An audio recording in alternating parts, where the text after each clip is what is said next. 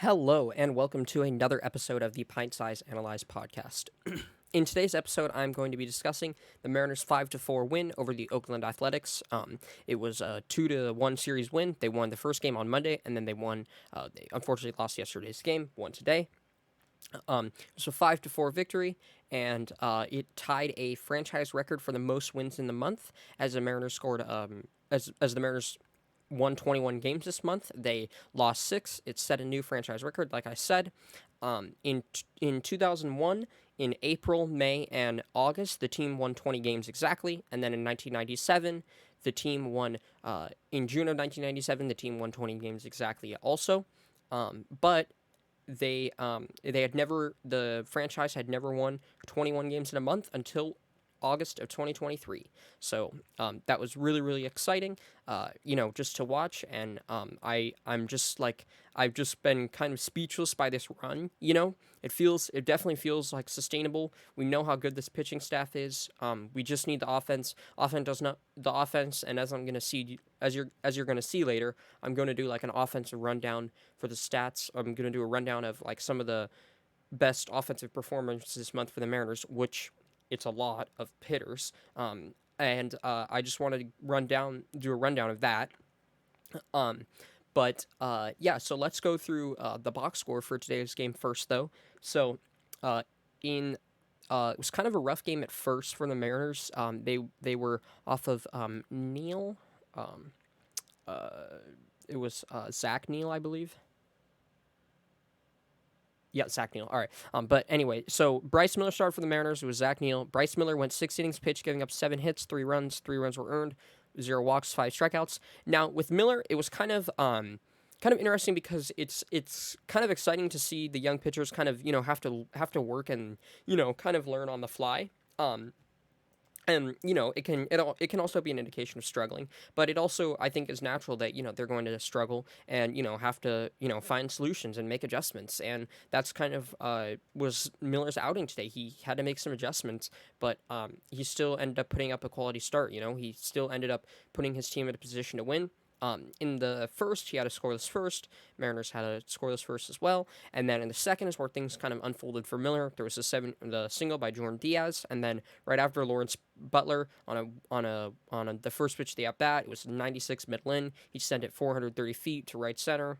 It was barreled, obviously. Home run in all 30 parks. It was 110 off the bat, and then after Yuri Ruiz reached by a single, in right along the first base line, and then Ryan Noda doubled him home. Yuri Ruiz is the American League leader in stolen bases, and he stole second, and then on the attempted throw by Cal, which was actually a pitch out, which we rarely see anymore, a pitch out being a direct pitch from the pitcher to the catcher, with the catcher intending on like immediately as soon as possible, and pitcher like as soon as possible getting the ball to second base or to so either the shortstop or second baseman can tag out the attempting runner, and they had a pitch out. We rarely see that anymore. Yuri Ruiz stole, but despite the pitch out, which is like a concerted effort to stop a stolen base, and obviously the Mariners were trying that against Ruiz, who is a very effective base stealer, and it didn't work. Cal kind of sailed the throw into center field. Ruiz went to third, and then later that at bat, Ryan Noda doubled him home, and then that was kind of it for the hard contact from Miller. It seemed like after that second where he gave up those 3 runs is when he kind of started to make the adjustment and settled in. Rooker had a hard line out next inning, but as you can see, both those were weak contact, and then in the bottom of the third is where things kind of started from the Mariners. It was really started off with 2 frustrating at bats. Like I said, they were not getting anything going against Zach Neal, and it was really, really annoying because he was throwing like 89-mile-an-hour two seamers that were like on the plate, like in the zone, and I'm just thinking like, can we please just crush one of these? And that's exactly what Teoscar Hernandez did after Cal Raleigh walked, and then or after Eugenio Suarez walked on a full count, and then Cal Raleigh doubled, and then Teoscar got a 81-mile-an-hour changeup at the top third, sent it into left field. It sent it into the Athletics bullpen at 109.8 miles an hour, 110, had 19-degree launch angle, 374 feet. Pitch was 82.3 miles an hour, and it barreled, 850 expected batting average. It was a home run in 17 out of 30 parks. It was still absolutely crushed, though. And Teo said he knew it was gone immediately. Oh, and then if we go right here, we'll see this was in the fourth, top of the fourth. There was actually kind of a chance. It was Eugenio Suarez who fielded the ground ball. It almost looked like there was a potential chance for a triple play, but it just ended up being a 5-4 double play. Yeah, okay, I remember the fielding numbers. I'm getting better at that. But then, as you could see, Miller just kind of, was just solid for the rest of the game. And then, um, unfortunately, in the top of the seventh, Justin Topa came in to the game. It was his final appearance this month. He had not given up a single run this month. I believe he hadn't given up a run since July 18th, which coincides with when the Mariners really started playing well. But he unfortunately gave up to back-to-back doubles, which scored a run, and at that point it was 4-3 Athletics. I was really, really frustrated because I was like, they just can't lose this game. And then in the bottom of the seventh, then it was a really, really excellent rally started, and it was started by Dom Canzone on the first pitch. He doubled. Mike Ford singled. Canzone went to third. Mike went to first, and then Dylan Moore drew a walk, and then Josh Rojas struck out. Right after that, JP had a 2-run single that brought 2 runs home. Those runs were Canzone and Ford, although Ford ended up being pinch ran for by Caballero. Caballero had kind of a really good read on the ball because it was not sure if it was going to drop, and Caballero had a great read on the ball, and he continued what he does best in excellent base running and was able to score, and that ended up being the game-winning run. And then after that, Eugenio Suarez hit into a fielder's choice, and then Cal Raleigh had a flyout, and then in the eighth, strikeout. This was by Brash. Brash gave up a walk but had 2 strikeouts. The at-bat to Tony Kemp looked filthy, and he was kind of a thorn in the side to the Mariners last year. We know Brash had the highlights, or we saw the Brash highlight swing and miss to Kemp yesterday, and Kemp pinch hit, and Brash struck him out in 4 pitches. And then at the top of the ninth, or bottom of the eighth, Mariners got no run support, but it didn't matter. In the top of the ninth, Munoz went 1-2-3. It's really, really exciting because he's now gone 1-2-3, and I believe both of his last 2 appearances. Now on Sunday and today. Now, granted, it was against the Royals and the Athletics, but he also struggled in the week previous against both the White Sox and the Royals. So it's still a good sign. Now I wanted to just he didn't play today. He was still dealing with some left foot soreness. He was yesterday as well, and wasn't in yesterday's lineup, but he should be back for this weekend against New York. But I want to talk about Julio Rodriguez because I love talking about Julio, and who doesn't want to talk about Julio? And I also want to talk about the rest of the offense. But it was really just an amazing month for Julio. I think his best month. Well, I know his best month by WAR. Actually, not his best month by WRC plus. That belongs to last September/October, but he had less plate appearances. But he led the American League in WRC plus this month by 35. And then if we go to WAR, he had 25% more value than the second place player in this league this month. That's just crazy. He was the amount of, or actually no, he was worth 33% more than Witt, the second best player this year or this month, and that is just incredible. He showed what he's capable of. We know that he's able to put up numbers like this, but that's exactly what he did this month. And actually, okay, it's 50%. I was mentally doing the math. He put up 33% more production than Witt. Yes, okay, that's my final answer. But I also wanted to look at Teoscar Hernandez. Teoscar had a 188 WRC plus this month. Actually, let's sort by WRC plus because I wanted to go through some Mariners hitters. So Teo had an excellent month too. 188 WRC plus, 1.3 WAR, FWAR.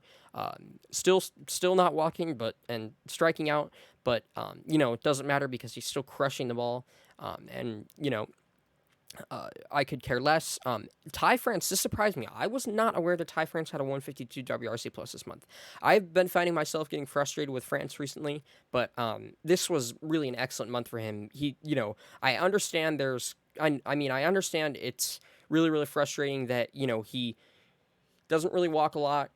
Speed's not great. Defense is not great. He's not versatile. You don't need your first baseman to be versatile, but when with his skill set, it would be better if he wasn't a defensive liability. If he wasn't a defensive liability, sure, you're fine.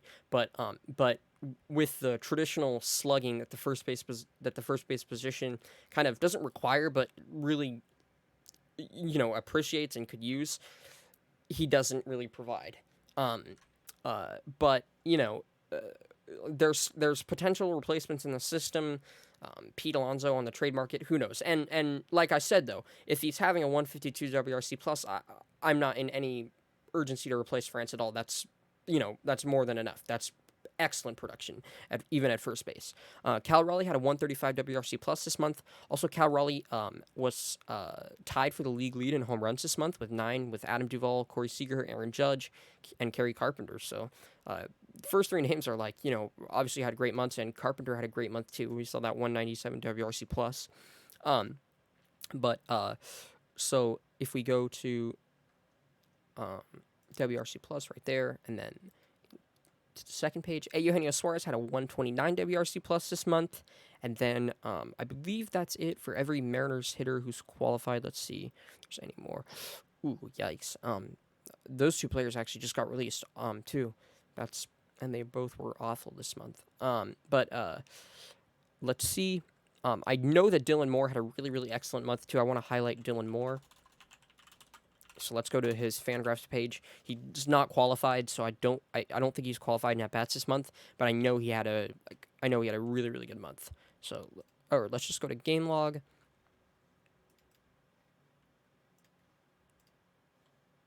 All right, yeah, so Demo had a 157 WRC plus this month in 61 plate appearances, 15 hits, 2 doubles, 1 triple, and then 3 home runs, 4 runs, 8 RBI, 2 stolen bases, 1 caught stealing, and then 10% walk rate, 30% strikeout rate. Oh, one more thing.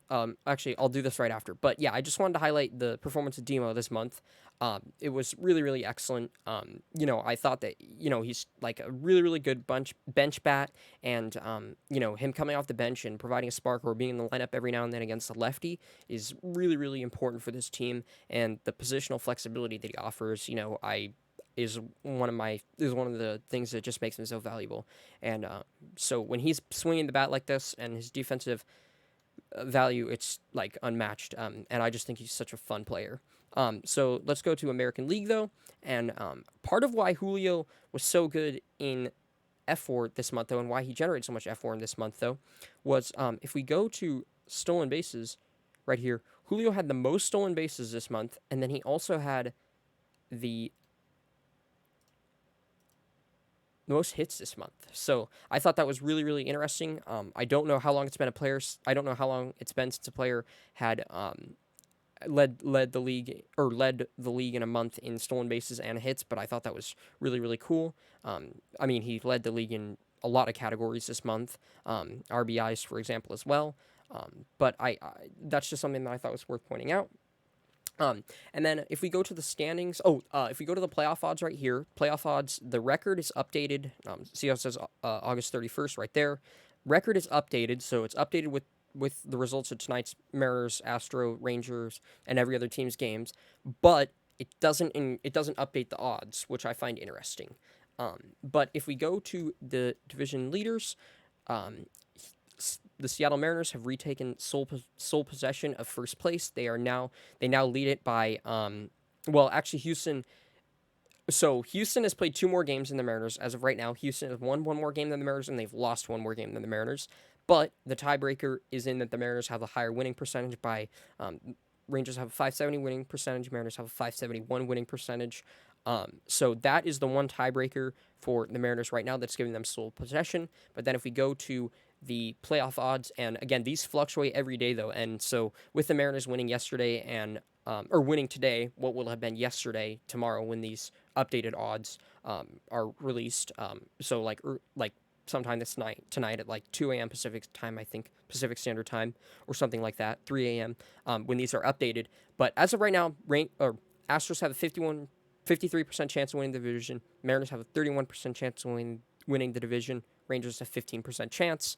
Mariners 31.4 of clinching a bye. 55% chance of making the wild card, and then 86.4% chance of making the playoffs. So Mariners don't have the highest divisional odds, which they did a few days ago. But they don't have any more. But they still have an 86.4% chance of making the playoffs. And like I said, these odds, their percentage of making the playoffs, their playoff odds go up every day with every win. So, that's just something to monitor, but it's always fun to look at. And you're kind of in the stretch run when you start looking at, like, what are the probabilities, and you're looking at them day by day. It really is exciting.